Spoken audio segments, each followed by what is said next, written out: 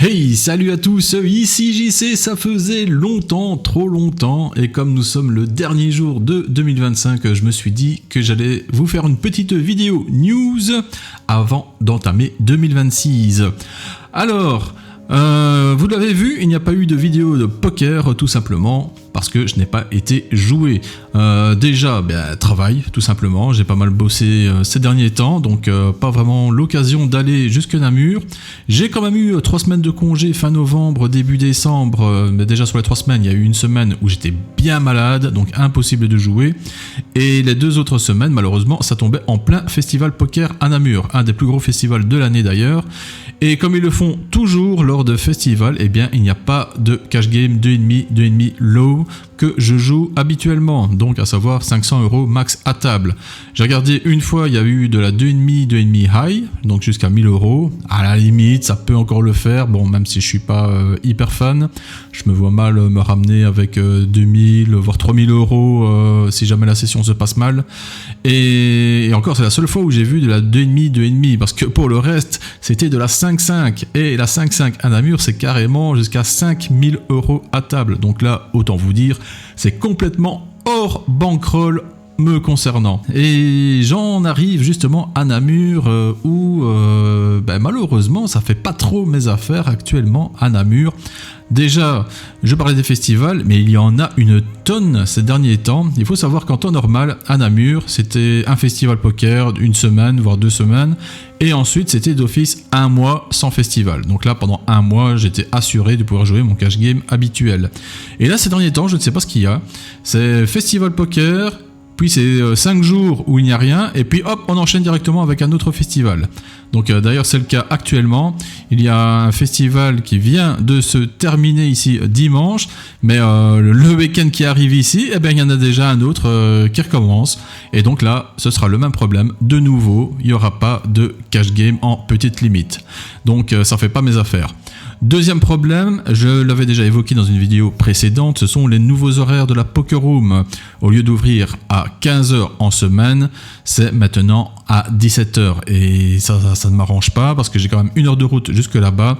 Et donc pour aller là-bas à 17h, ça veut dire passer par Liège et Namur en pleine heure de pointe.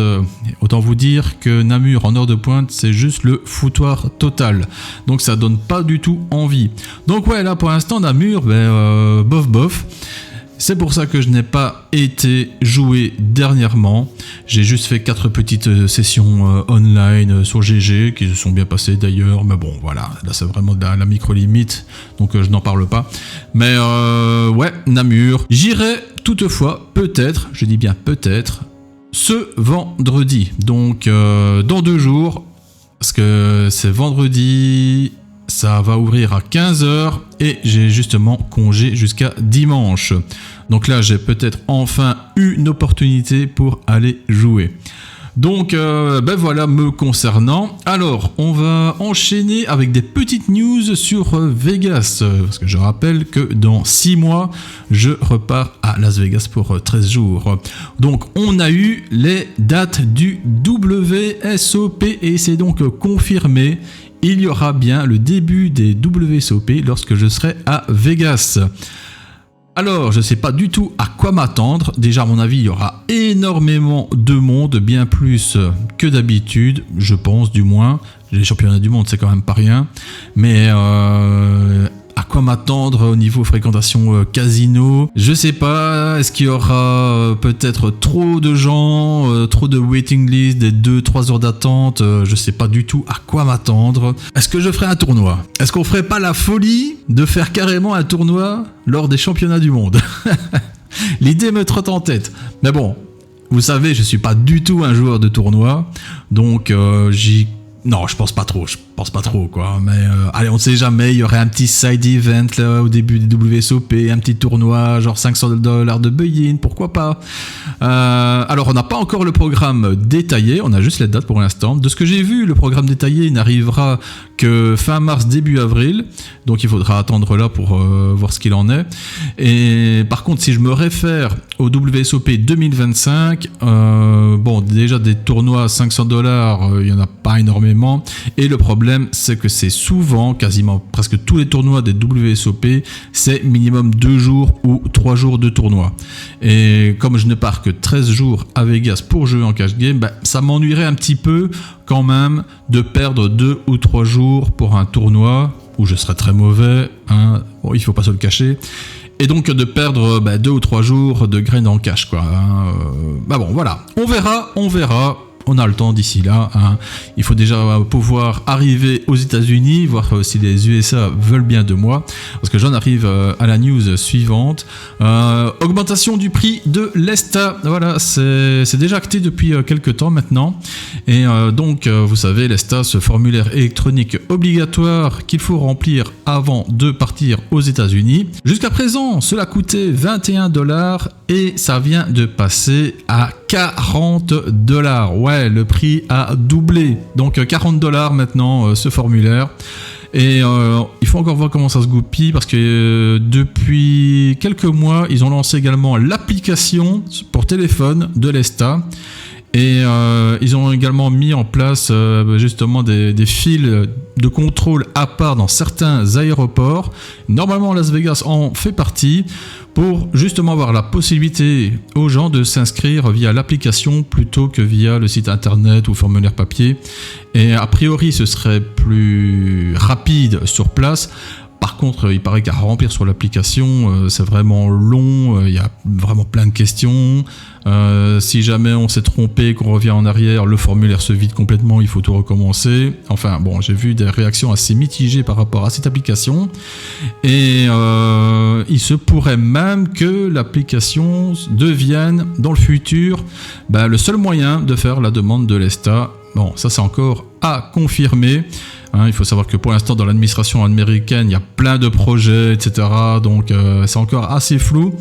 D'ailleurs, au niveau de l'immigration aux États-Unis, vous l'avez peut-être vu avec les nouvelles mesures de l'administration actuelle, c'est qu'ils veulent renforcer justement les contrôles à l'immigration, limiter l'immigration légale et lutter farouchement contre l'immigration illégale. Vous avez peut-être vu que maintenant on demande vraiment tout concernant même votre famille, vos parents, ceux qui font leur adresse, également vos réseaux sociaux avec un historique étalé jusqu'à 5 ans. Alors, j'ai vu pas mal de drama là-dessus, mais il faut savoir que jusqu'à présent, quand vous partiez aux États-Unis, on vous demandait déjà vos réseaux sociaux, donc ils pouvaient très bien contrôler tout ce que vous mettiez sur Facebook, Instagram, etc. Même arrivé sur place, quand vous êtes à l'aéroport, ils ont tout à fait le droit de prendre votre téléphone et de consulter vos messages, votre Insta, votre Facebook, etc. Donc, en pratique, ça change pas, quoi. Il n'y a rien qui change. Le seul truc qui change, c'est que, oui, ils vont un peu plus loin maintenant. Ils peuvent demander les coordonnées, justement, des membres de votre famille, ceux qui font comme métier, etc. Donc voilà, de toute façon, il n'y a pas le choix. Ce sont les lois des États-Unis, il faut juste s'y plier. Celui à qui ça ne plaît pas, ne va pas aux États-Unis, tout simplement. Donc voilà pour les petites news. Alors deux petites infos pour terminer. La fameuse guitare de Vegas, le Heartwork, qui est en pleine construction et qui avance bien. On le voit ici. Voilà où on en est. Ça, c'est une photo qui a été prise il y a 3 semaines sur le strip. Donc on voit l'avancement des travaux. Et je dois dire que ça avance vraiment pas mal du tout. Il y a quelques mois, il n'y avait encore rien du tout. Et voilà, là on pose les carreaux, il y a les fondations, les étages qui sont faits, donc ouais. De toute façon, ils n'ont pas intérêt à traîner, étant donné que l'ouverture du Heartwork est prévue pour 2027, et voilà à quoi ça devrait ressembler à terme. Donc voilà, d'ici 1 an et demi, 2 ans, ce tout nouvel hôtel sur le strip de Vegas. Donc voilà pour les news.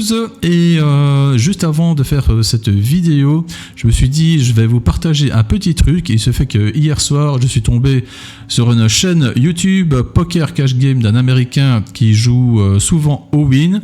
J'ai regardé un petit peu et je dois dire que le mec explique vraiment très très bien, de façon très posée, très pédagogique, son thinking process lorsqu'il joue aux tables.